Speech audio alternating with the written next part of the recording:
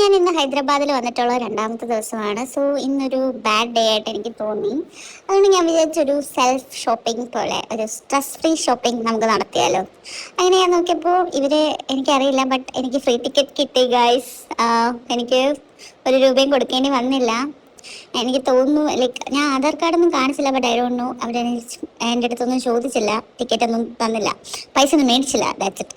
പിന്നെ നമ്മളിതാ ഡിമാർട്ടിലേക്കാണ് വന്നിരിക്കുന്നത്. സോ നമുക്കറിയാം ഡിമാർട്ടിലേക്ക് ഇവിടെ കുറേ ക്യൂട്ട് ക്യൂട്ട് കപ്സ് ഒക്കെ ഞാൻ കണ്ടു.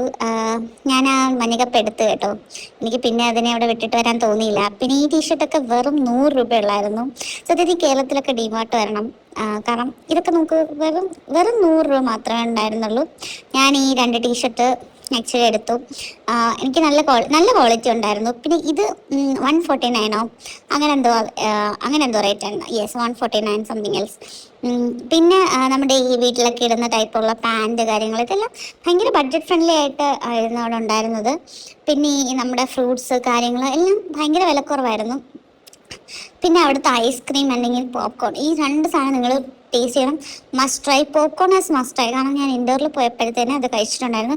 പിന്നെ ഈ ജാർ നോക്കൂ, എന്ത് ക്യൂട്ടാണെന്ന്. ലൈക്ക് ഭയങ്കര, ഇറ്റ്സ് നോട്ട് ക്യൂട്ട് ബട്ട് ഭയങ്കര രസമല്ലേ കാണാൻ. ഉള്ളി 79. പക്ഷേ ഇത് ഞാൻ എടുത്തില്ല. ജാറൊക്കെ വാങ്ങിച്ചിട്ട് ഇനി അങ്ങ് വരെ കൊണ്ടുപോകാൻ പൊട്ടിയാലോ, അല്ലെങ്കിൽ ലൈക്ക് ഞാനത് മേടിച്ചില്ല. എനിക്ക് മേടിക്കണമെന്നുണ്ടായിരുന്നു. പിന്നെ ഇവിടെ കുറേ ബൗളും കാര്യങ്ങളൊക്കെ ഞാൻ കണ്ടു. ഇതൊരു സെറാമിക് ബൗളായിരുന്നു. ഇതും നല്ല ഭംഗിയുണ്ടായിരുന്നു കാണാൻ. പിന്നെ നമ്മൾ ഈ ഹിന്ദിക്കാരുടെയൊക്കെ വീഡിയോസൊക്കെ കാണാറില്ല, ലൈക്ക് ഭയങ്കര അഫോർഡബിൾ ആയിട്ടാണ് അവർ വാങ്ങുന്നത് ഇതെല്ലാം. ഡിമാർട്ട് പോലുള്ള കടകൾ അവിടെ ഒത്തിരി ഉണ്ട്, ഐ തിങ്ക്. പിന്നെ ഞാൻ ഈ സോയ സ്റ്റിക്സ് വാങ്ങി. പിന്നെ ഈ ബദാം ഹൽവ കഴിച്ചു നോക്കിയിട്ട് അഭിപ്രായം പറയാം കേട്ടോ. പിന്നെ ഇത് നമ്മുടെ നാട്ടിലൊക്കെ കിട്ടത്തില്ലേ, ഹൽദിറാമിൻ്റെ ആ വൈറ്റ് കപ്പ് ഞാൻ പിന്നെ വേങ്ങണ്ടെന്ന് വെച്ചു. ശരി. പിന്നെ ഒരു കിറ്റ്കാറ്റ്, ഇതെല്ലാം ഞാൻ മേടിച്ചായിരുന്നു.